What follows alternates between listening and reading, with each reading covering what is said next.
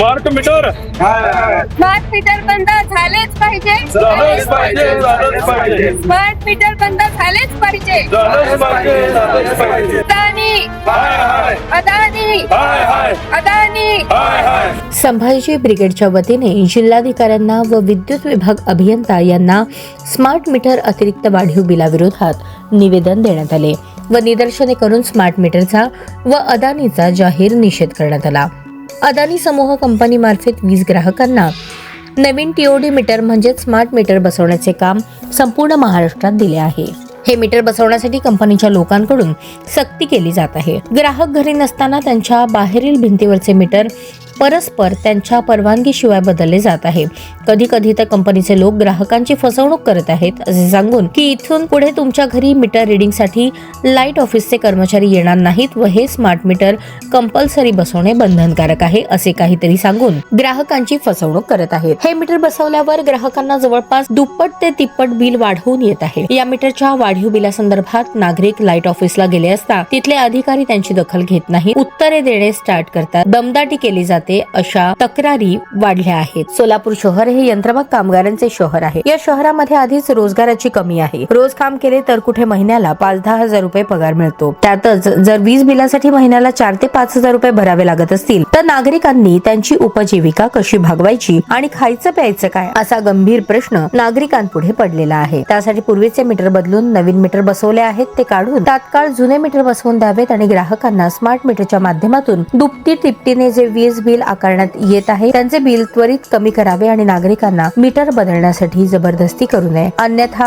असे जर झाले नाही तर संभाजी ब्रिगेडच्या वतीने स्मार्ट मीटर जिथे जिथे बसवले आहेत ते फोडून संपूर्ण महाराष्ट्रभरात तीव्र स्वरूपाचे जन आंदोलन छेडण्यात येईल असा इशारा संभाजी ब्रिगेडचे जिल्हाध्यक्ष संभाजीराजे भोसले, महानगर प्रमुख जगदाळे, महिला आघाडी प्रमुख मीनल दास, वकील आघाडीचे जिल्हा प्रमुख गणेश कदम, महिला आघाडीच्या शहराध्यक्षा मनीषा कोळी, सुनीता घंटे जिल्हा उपाध्यक्ष, राजेंद्र माने जिल्हा सचिव, शेखर भोसले जिल्हा कार्याध्यक्ष, सिद्धाराम सावळे शहर व जिल्हा सचिव, सतीश वावरे शहर कार्याध्यक्ष, जरियाब आबादीराजे, साहिल बागवान, असलम शेख, मुर्तुज शेख, इस्माईल शेख, गौश शेख, शफीक मकाशे आणि इतर नागरिक मोठ्या संख्येने उपस्थित होते. जिल्हाधिकारी कार्यालय सोलापूर या ठिकाणी जिल्हाधिकाऱ्यांना आम्ही संभाजी ब्रिगेडच्या वतीने निवेदन दिले आहे.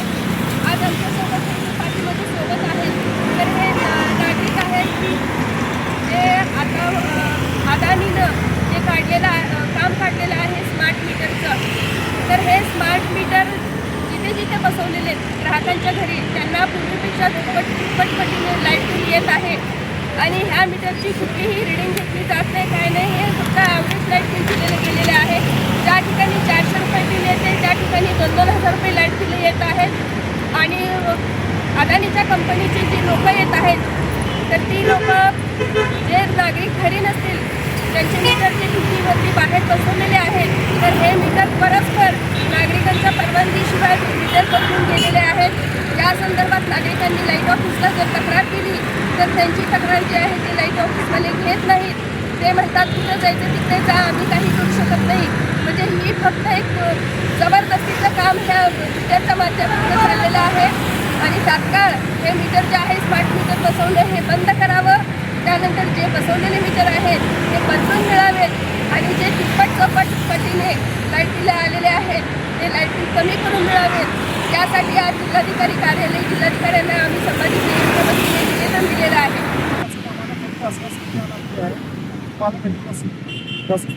देणार आहे म्हणून दुसरे पूर्वीचे आता सांगितलं ज्या अधिकाऱ्याच्या सामानाबद्दल तुम्हाला काय करायचं करा. आमचं जे 15-18ची आता डायरेक्टचा विचार केला 4 लाखाच्या वर एवढेच बिलच यायला लागलं आहे आम्हाला.